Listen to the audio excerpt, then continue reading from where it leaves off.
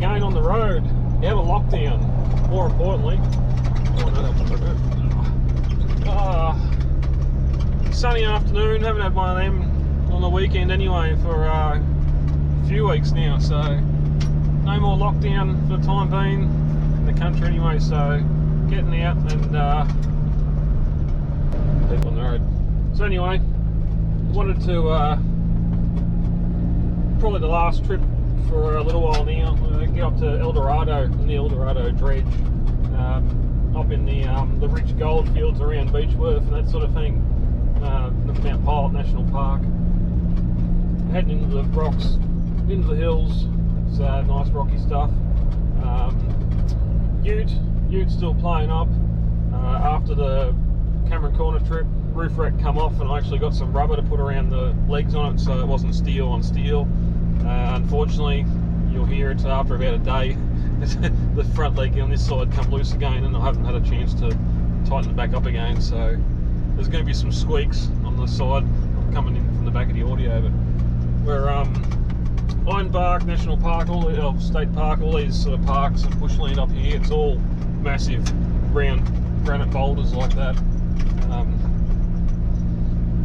Most of the time you see people camped up here, it's down in the creeks and that, and even before coming up through Woolshed Creek and that in the back of Eldorado, there's just cars everywhere, people panning and got dredges set up and that sort of stuff, trying to find some gold and make it rich, make themselves rich. So on the map now, going to pretty much take the easy way into Eldorado, go visit the Dredge of Savo and have a look at that. And then tonight we're going to go back up into Ironbark National Park or State Park. Can't remember, it's one or the other. I think there's two. There's a state park and a national park. But going to head up into the sticks and camp tonight. Trusty poodle with me, haven't we, Roxy? Go up and yeah, big cloudy. Clouds come over at the moment. Hopefully it stays sunny. It's supposed to. Weather's supposed to be good, so we'll keep on heading up the road here, and we'll get to Eldorado.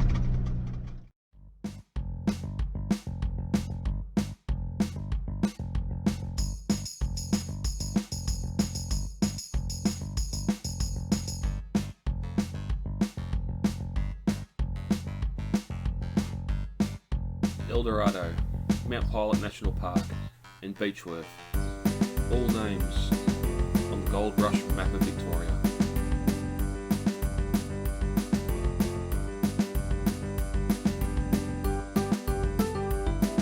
These creeks are still full of gold, and even today as I drive past, there's many prospectors sifting through the sands, trying to find their own fortunes.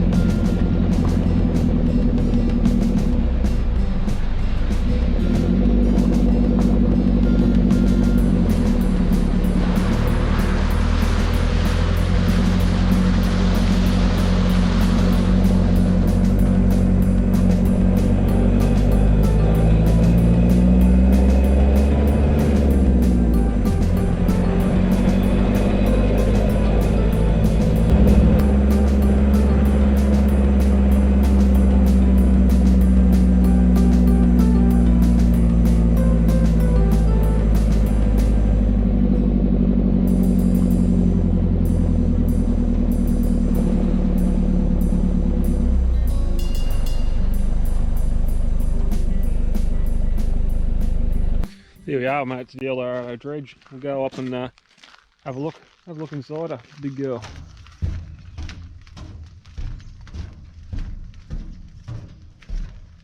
There's so much steel in this thing, no wonder she's sitting on the bottom. She got a fat ass.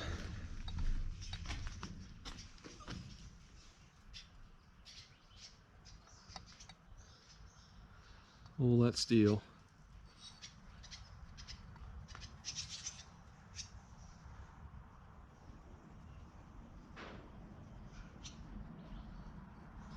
It's a good guess she's sitting on the bottom at the back here.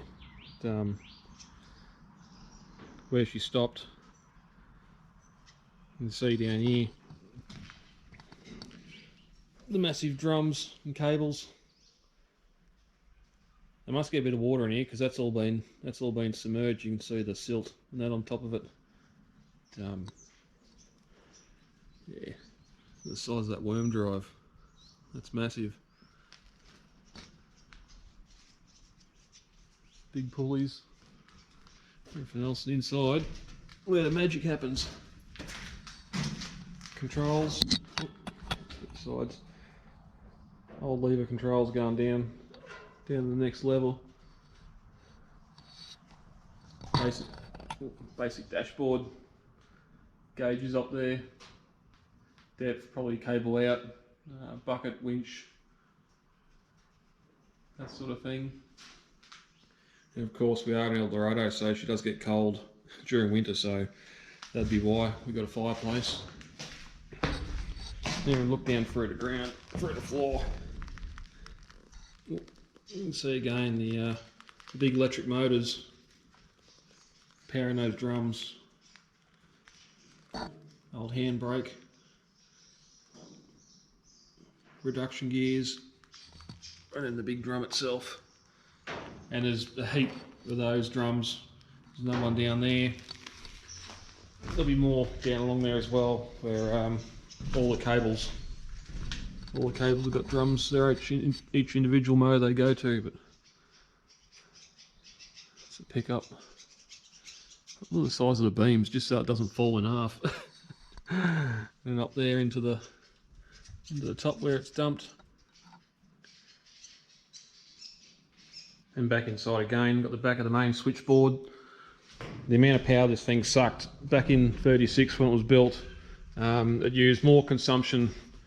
It was the first highest consumer of electronics in Victoria, behind Melbourne and Geelong.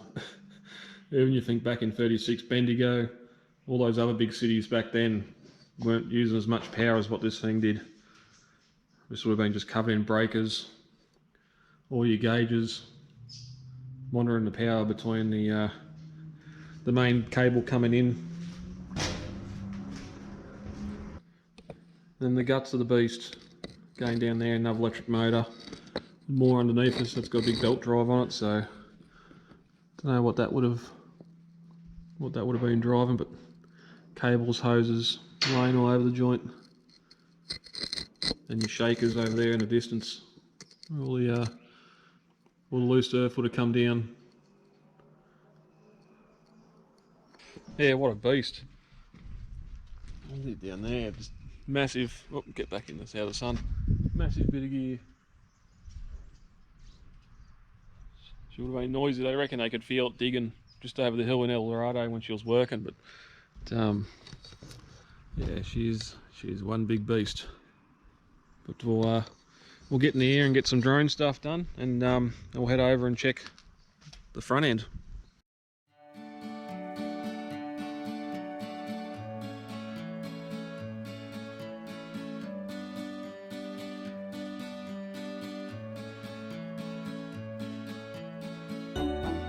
Alright, let's start again.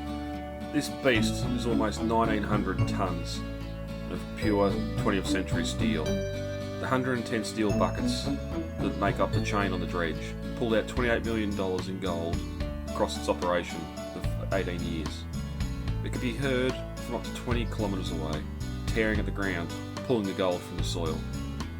The 14 electric motors use 670 kilowatts, nearly 900 horsepower, just to drive the monster. And it wasn't the biggest consumer of electronics in Victoria. It had the third highest consumption of electricity in Victoria, behind Melbourne and Geelong, which makes you wonder, back in those days, Bendigo, Ballarat, all the gold mining rich towns in Victoria weren't pulling anywhere near as much power as what this thing was. In 1936 it was the largest dredge in the Southern Hemisphere, built in Castlemaine by Thompson & Co and assembled on site in '36. That's over 300 kilometres away. Back then, horse and cart, mule, ox train, I don't know how it got here, but it would have been impressive to haul it all the way across the Victorian countryside. By the time the dredge finished up in 1954, 2.5 tonnes, or 28 million gold had been recovered, and 1,300 tonnes of tin, kind of made it all worth it for some lucky owners, but now it sits here on the bottom of the waterway, sunken under its own weight, a relic of the past, and now home to different fish species introduced to the dredge hole, for keen anglers and visitors to try their luck at catching while they visit the area.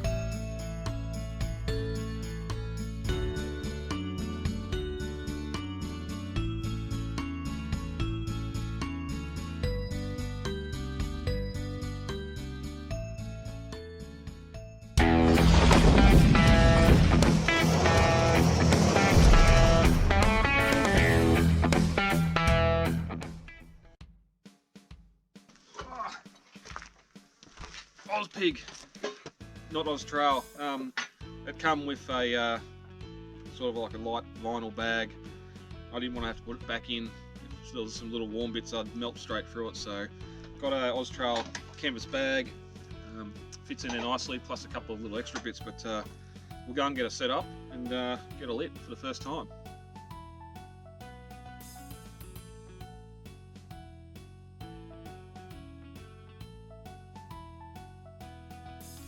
Rightio, so what have we got? This is the new Ozpig Traveller. Anyone that's had the Ozpig before knows Ozpig.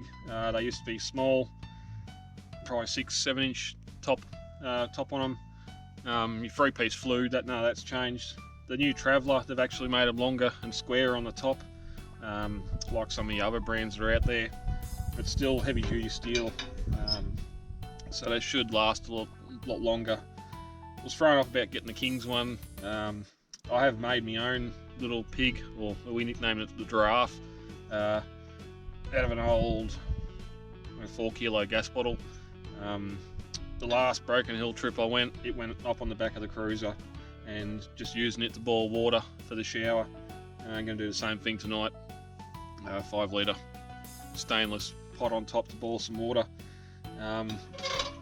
Unlike the original pigs, or even with these ones, you can get a lot of accessories for them. You can get a kettle or water boiling jacket that goes around the flue. They do have a hot plate. You can either put on either side, or they do go across the top, obviously to cook on. They've got a coating on them. They say you've got to sort of heat them gradually and let that coat sort of melt off and scrape it off. I've tried that over the gas cooker before, and it didn't really work that well, so interesting to see if we can get that coating off tonight when we start her up. But heavy sucker, at least pack it away, packs up to nothing, good solid legs, and then I've got a little utensil holder there that I made up just out of stainless with a couple of hooks, and just pokes an extra hole, so you got somewhere to hang your spoons, your tongs, that sort of stuff. You're not sitting on the ground or leave them somewhere else. But yeah, it does have a, it's not going to come out.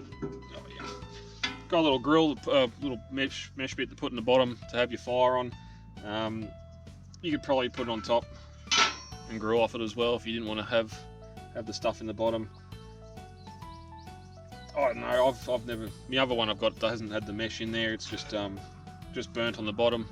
Look, sounds like the bikes are out having some fun. So yeah, I've got something else for that. Put on the cross to grill with, so I don't have to worry about it so much.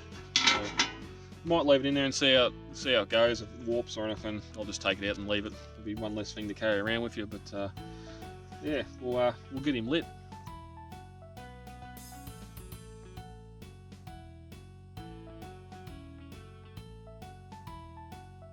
This thing is fantastic. It's got it off eBay. Little torch, butane torch, just goes onto your butane cans. For getting fires going on that. Yeah, if you got diesel, if you got your chainsaw, you might have chainsaw fuel, whatever else. But just a simple click, and off you go. And you can get even the wettest wood going. So I've got 2 of these I carry with me, and a couple of butane cans. Just get a fire going wherever you want. Nice, quick and easy. Handy. There's a lot of this little twig stuff around here. Let them go in. There are some flatter spots off the rock here too, because we're sort of coming out of winter into spring. Want the sun on the solar panel. there's not much wind blowing. It was all blowing that way when I got here, which is why the fire's downhill from camp, but now it's going back towards the ute, so I might have to get the shovel and pick it up and move it in a little bit, but that's getting going pretty well now, so I might be able to put the cover on and get some smoke coming out of the stack.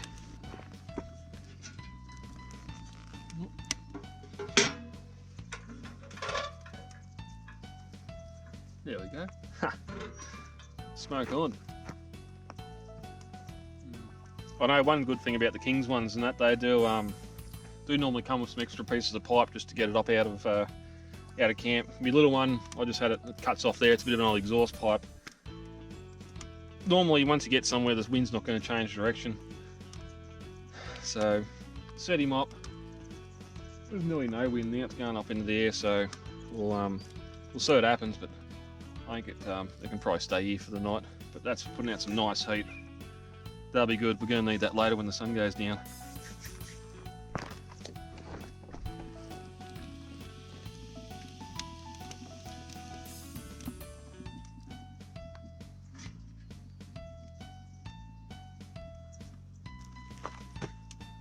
Go to Bunnings and buy yourself a pair of bullnose pliers. They're just so handy for when you're camping, whether it's hot stuff like this, your billy, all sorts of things. Oh, there we go, fire. This is the one other thing I made up, bit of a grill slash toaster that just goes over the top like that, and I'll get it going in the morning. I'll use that to do some toast, but that's cracking pretty well there now, so leave that there. I'll just put this back on and just leave it off to the side so it warms up gently. Ow! How to fail putting a hot plate on a barbecue. Take one. Yeah, that'll burn down well. I better go find some better wood to put on there. Get some coals. No, I won't do that. The rubber hand will melt.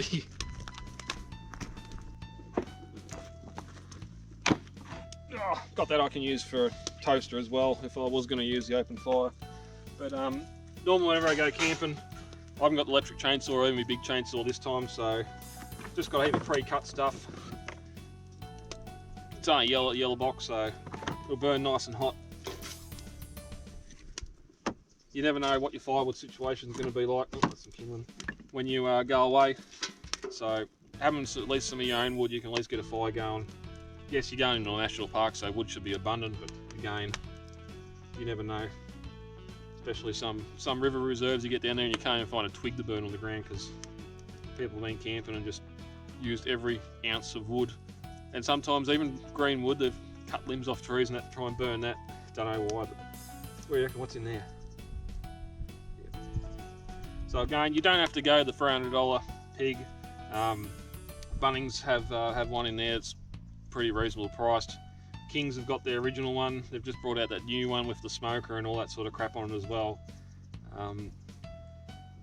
Again, look, on the Cameron Corner trip, I just had the fire going, a little fire pit in the ground. I didn't really need it for heat then. So again, it's just having a bit of ambience, a bit of fire around camp, isn't it, Spots? Keep warm. Because there's nothing worse than being out in the bush coming out of winter with no heat. It can get pretty cold out here.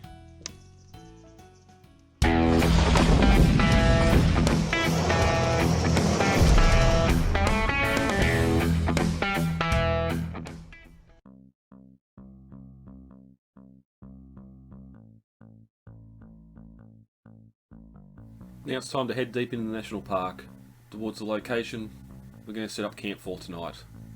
Flat Rock. Along the way, found one of the local inhabitants crossing the road and stopped to take a closer look. Hey! Echidna. Hello.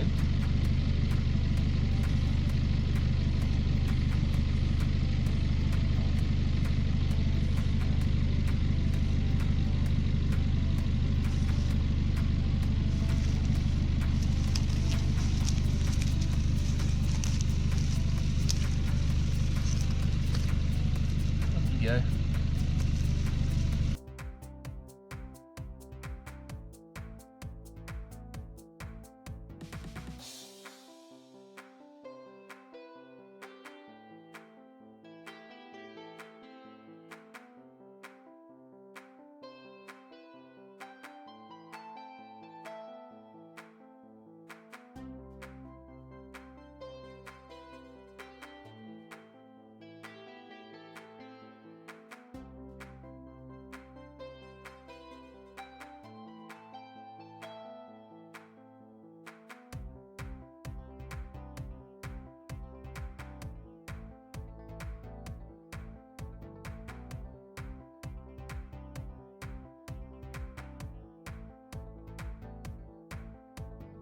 The majority of the roads in the national park are pretty easy to traverse. You don't necessarily need a four-wheel drive. A lot of these tracks you could do in a two-wheel drive car as long as you took your time and watched out for some of the deeper washouts. Even getting up the flat rock itself. This is one of the harder approaches to the area, but there are easier options. And again, a two-wheel drive vehicle, as long as it had a little bit of ground clearance, could probably make it up here as well.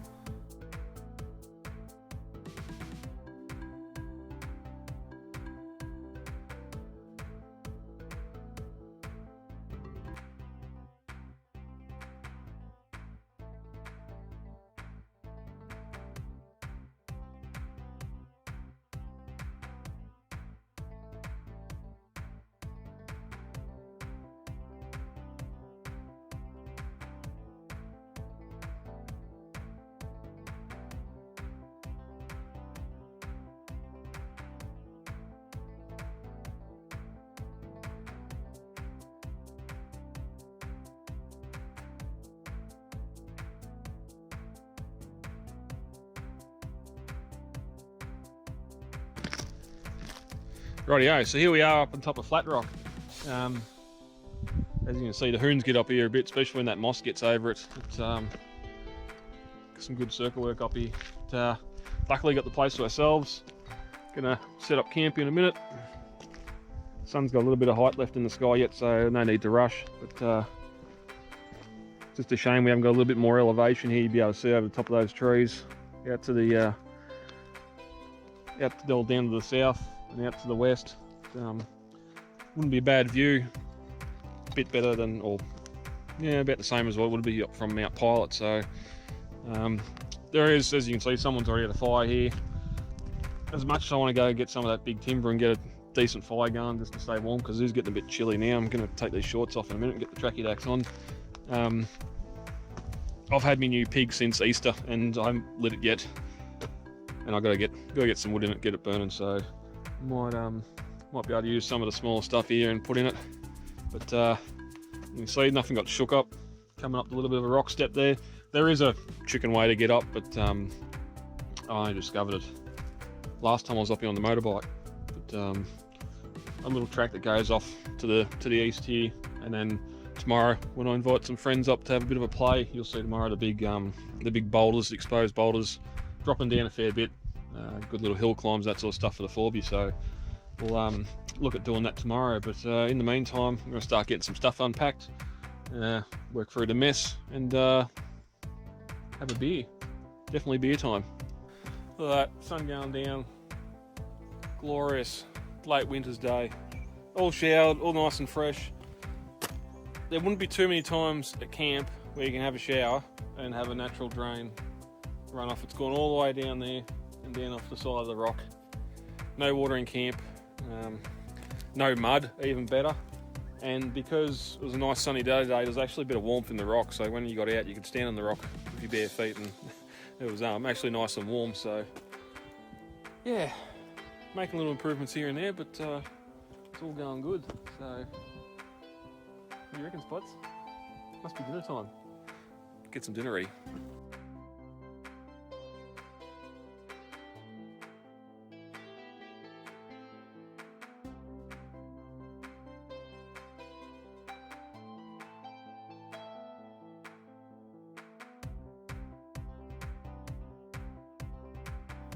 But that's it for night one. As the sun sets to the west, I'm getting hungry. Time to head to the kitchen and see what's in the fridge.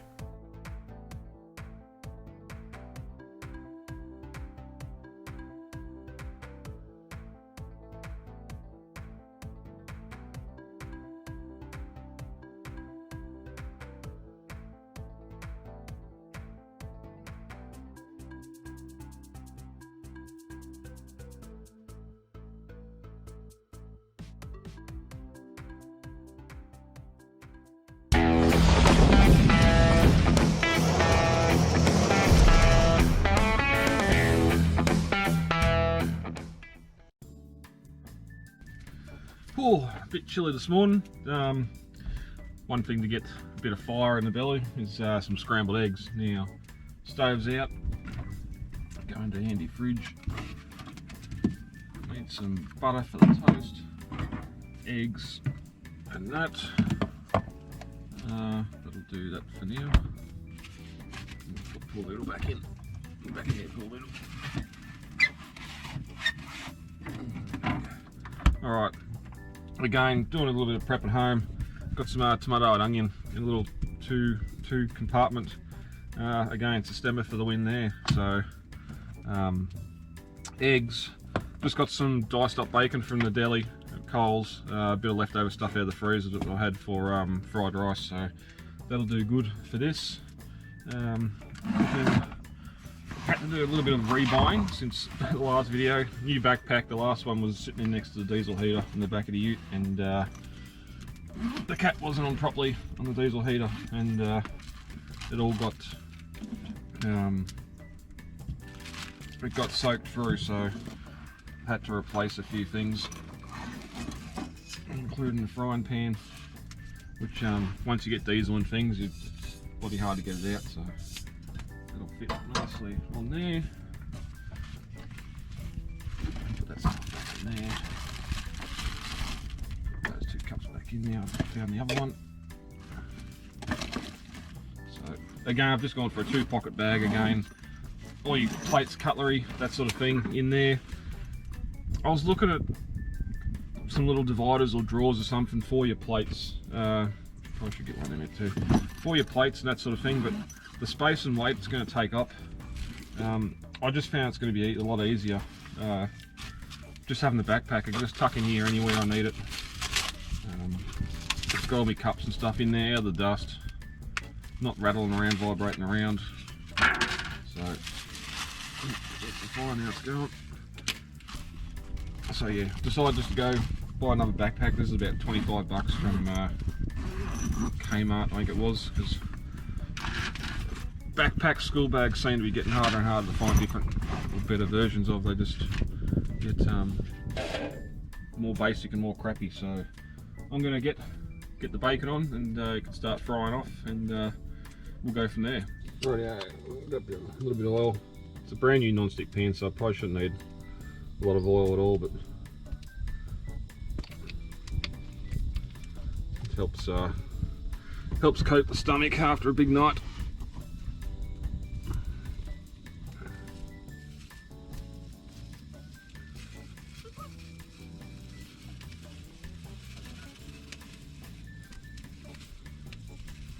The other good thing about this too, you're not getting the chopping board all dirty, all greasy from cutting up bacon and that. So that the fire.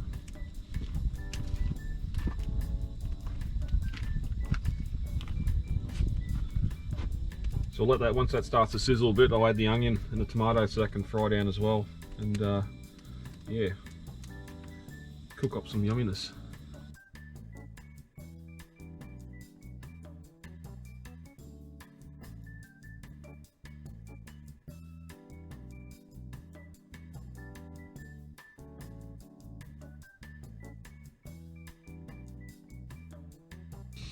Rightio, starting to get a bit of heat through that there now. Just really want the tomato and the onions to soften up a bit. So while we're waiting on that, add a bit of seasoning, bit of salt. Remembering too that your bacon's going to add a lot of salt flavour to it as well. So bit of your pepper. Can't have enough pepper. Never have enough pepper. And my personal favourite when doing anything with eggs is a bit of curry powder. Cloves of India is a good hot one. I can't remember what the other brand is, but good. A little bit of curry in there as well. Get a bit of that yellow colour in there, and a bit of heat.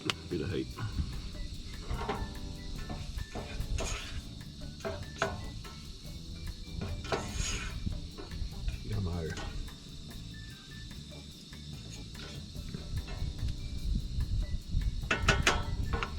Now for the eggs, all I've done here, just in my cup, I've got 3 eggs in here, and a bit of milk just to sort of give it that yellowy colour. You want a little bit of egg colour in there still, but you don't want it too runny, otherwise you're going to have milk.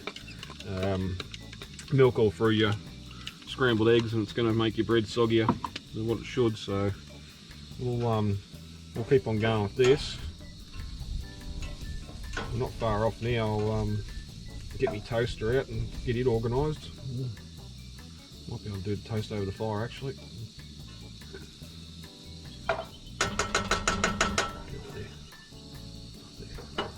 And yeah, get some toast organised, add some eggs to it and start stirring. Yummy yummy, not far off now.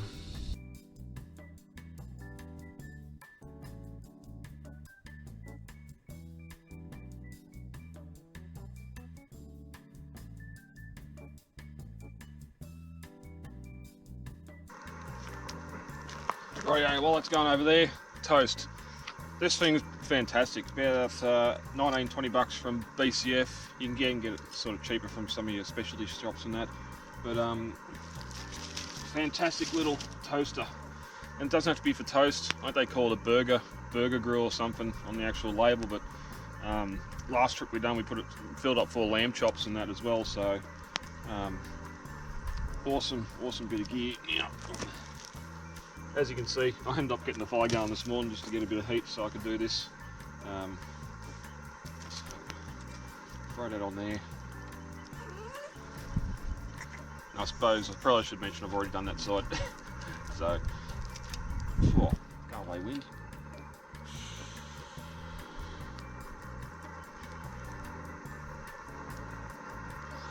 There's 100 different ways you can cook toast. I found this to be one of the quicker ways, although I've lost all my heat now. As you can hear, the kettle's going. I forgot I haven't had my coffee this morning, so see how we go. Might not get as much. When you do have heat in the fire, it does take a lot quicker than this.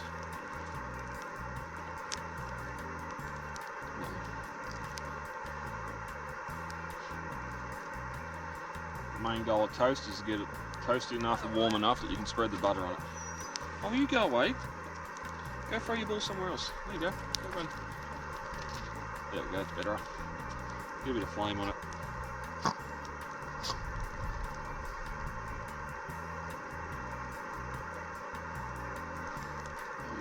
Nearly done.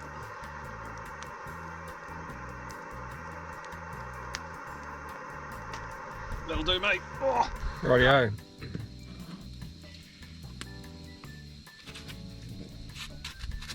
Toast up our bread. Get it on there. Obviously, the butter knife wasn't packed after the last trip, so it's getting ploughed on with a steak knife. Something like that.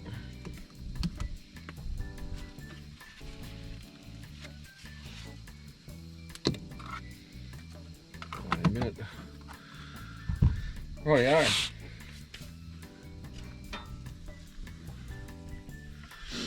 Scrambled eggs now. Just keep on cooking until you can see all the gooey bits are done, and yeah, you're good to go. Some cheese would have been good, but anyway, beggars can't be choosers.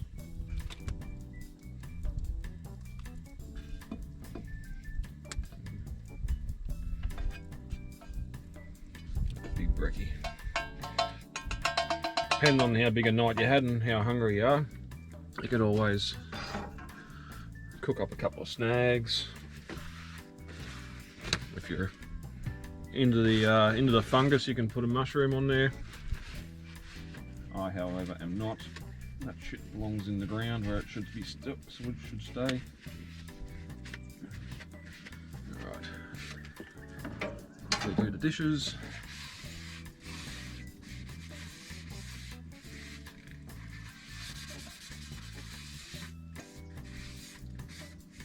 That.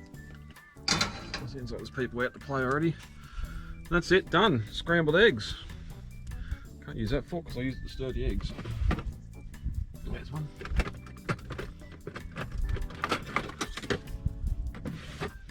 Again, quick, easy. Took about 20 minutes to do.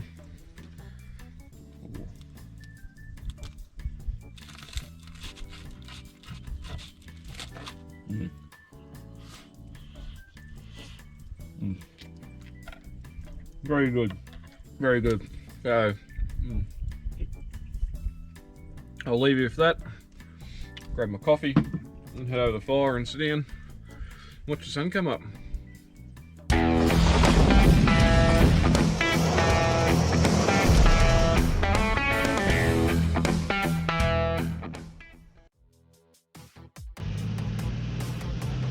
The next day, some friends turned up to have a play on the rocks. And while the clouds had come in, the rain stayed away.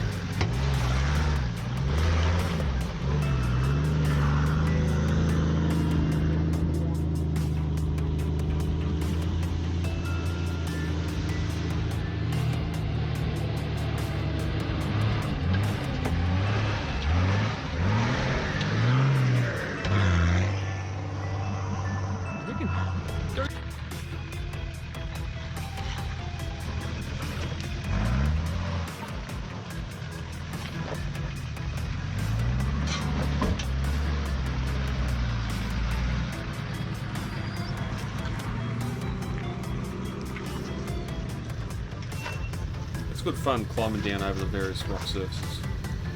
As you can see in some parts over winter, the whole area is covered in moss. It would be pretty dangerous trying to drive on if you weren't prepared. But the other good thing about driving on the rocks like this is not causing any environmental damage.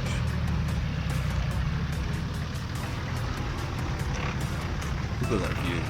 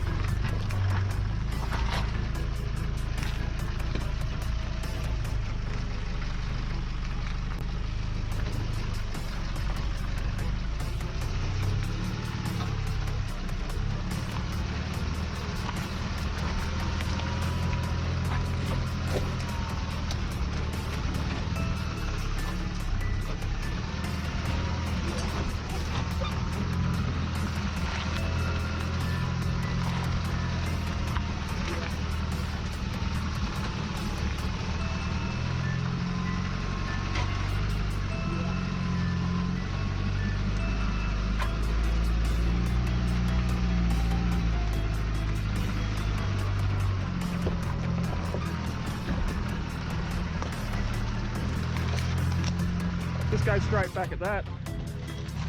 This is Kangaroo Track and leads up to the Kangaroo Hill Lookout. Considered to be one of the hardest tracks in Victoria. We had a little try this time, but it wasn't going to happen. Next time we'll prepare better and dedicate a day to try and tackle the track. Massive rock steps, deep washouts. It really is going to take some specialised skills to get up it. Eventually.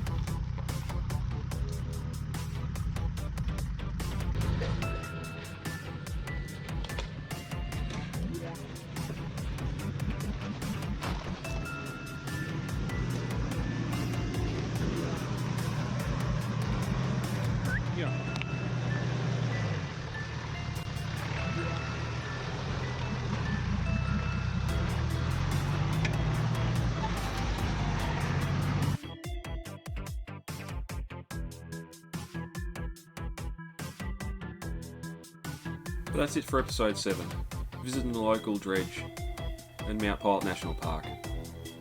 Hope you'll join me again next time when I take you into the Aussie bush with the Budget Adventure Show.